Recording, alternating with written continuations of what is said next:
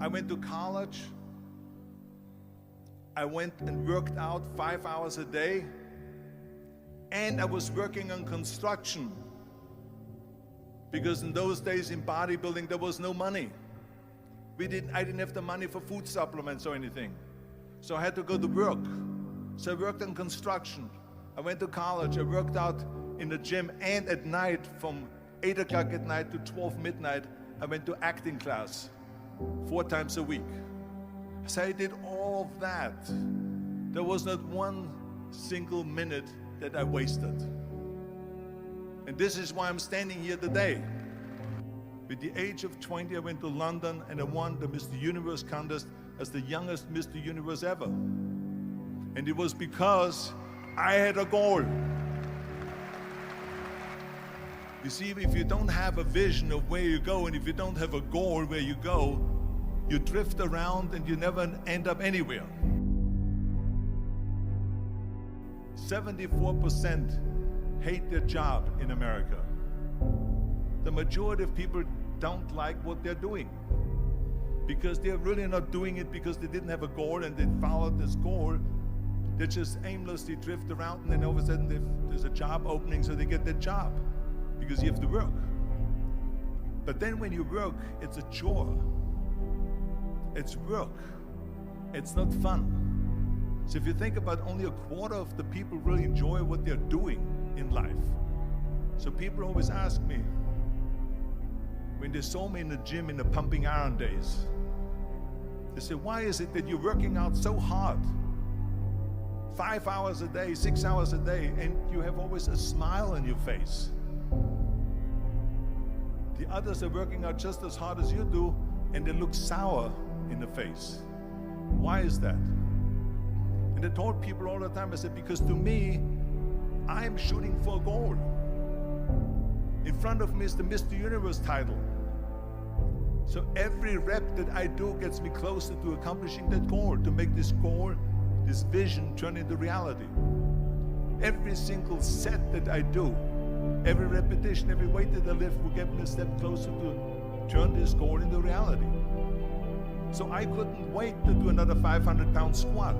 I couldn't wait to do another 500-pound bench press. I couldn't wait to do another 2,000 reps of sit-ups. I couldn't wait for the next exercise. So let me tell you something, visualizing your goal and going after it makes it fun. You got to have a purpose no matter what you do in life. You got to have a purpose. And Muhammad Ali worked his butt off. And I saw it firsthand. And I remember that there was a sports writer that was there in the gym when he was working out and he was doing sit-ups. And they asked him, how many sit-ups do you do? And he said, I don't start counting until it hurts. Now think about that. He doesn't start counting his sit-ups until he feels pain. That's when he starts counting. That is working hard. And so you can't get around the hard work. It doesn't matter who it is. Work your ass off. There is no magic pill. There is no magic out there. You cannot get around. You have to work and work and work. Make sure of this and make sure of that and all that stuff. So it's work. And it drives me crazy when people say that they don't have enough time to go to the gym for 45 minutes a day and work out. Or to do something for 45 minutes to an hour a day to improve. If it is physically improve or if it is mentally to improve. Imagine you read 1 hour a day about history. How much you will learn after 365 hours in 1 year. Think about if you study about the history of musicians, of composers, how much you would know. Imagine if you would work on a business, on some business that you want to develop every day for an hour. Imagine how further along you will go and get. So it drives me nuts because when people say we don't have the time, we have 24 hours a day. We sleep 6 hours a day, so that gives you still 18 hours. There's someone shaking their head out here in front. They say probably, I don't sleep 6 hours, I sleep 8 hours, right? Or just sleep faster. So we have 18 hours a day. The average person works around 8 to 10 hours. So let's assume it's 10 hours, so we have 8 hours left. Then you travel around an hour a day, maybe 2 hours a day. So now you have still 6 hours left. So what do you do with these 6 hours? What do you do with these 6 hours? Then we eat a little bit, then we schmooze a little bit, talk a little bit to people and all that stuff. But you can see how much time there is available if you organize your day. So you got to work hard. I hate plan B. And I tell you why. Because we have so many doubters, as I've said earlier, the no-sayers. We have so many of those people that say no, and you can't do it, that's impossible. That is okay, because we just turn off, as I said earlier, and we listen and we hear the no being a yes. You can't do it, you can do it, and all of that. So that is possible to do that amongst all the negative people around you. But when you start doubting yourself, that's very dangerous. Because now what you're basically saying is that if my plan doesn't work, I have a fallback plan, I have a plan B. And that means that you start thinking about plan B, and every thought that you put into plan B, you're taking away now that thought and that energy from plan A.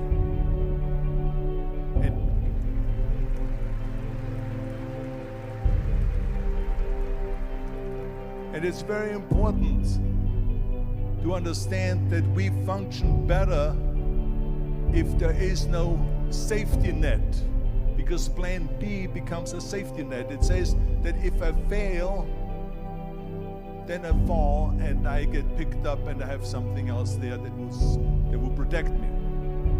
And that's not good, because people perform better when there's no safety net. People perform better in sports and everything else if you don't have a plan B. I'm telling you, I've never ever had a plan B. I made a full commitment that I'm gonna go and be a bodybuilding champion. I made a full commitment that I'm gonna be in America.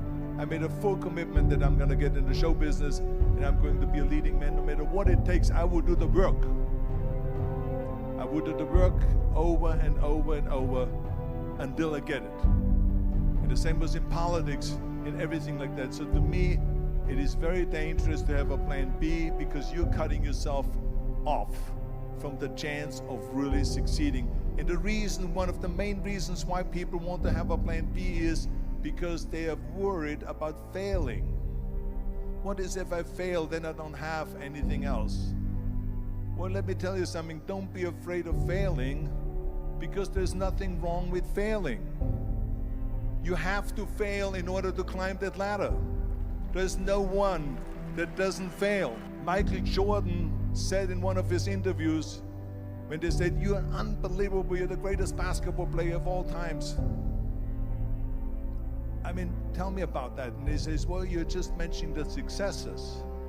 But he says, "For me to become the greatest basketball player, I missed 9,000 shots when I was playing basketball at the NBA games." So during these games that he was so successful, he missed 9,000 shots. Does it make him a failure? No. He's one of the greatest basketball players of all times, but he failed 9,000 times. Do you get it? We all fail. It's okay.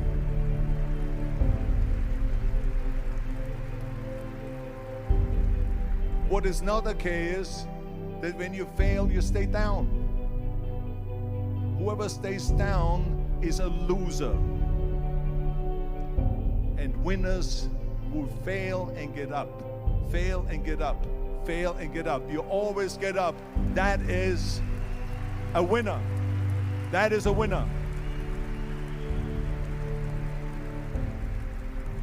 I failed in bodybuilding. I lost bodybuilding competitions.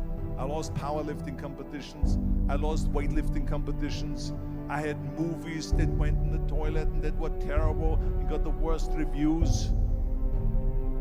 And in politics, I remember I had many of the initiatives on the ballot, and we lost.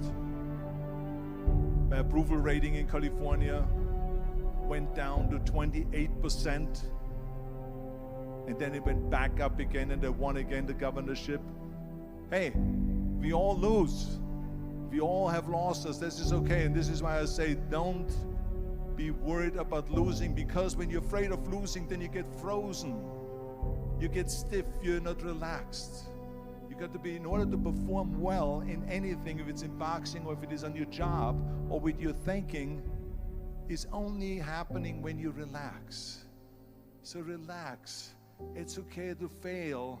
Let's just go all out and give it everything that you got. That's what it is all about. So don't be afraid to fail.